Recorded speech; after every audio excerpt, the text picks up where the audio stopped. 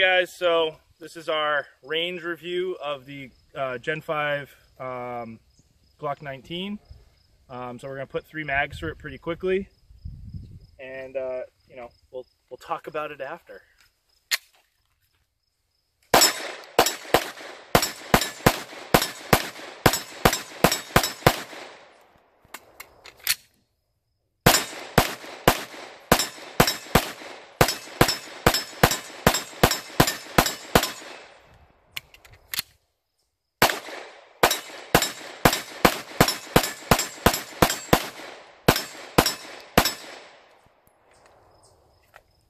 Cool. Guys, click like, subscribe, check us out, leave a comment. We love to hear feedback.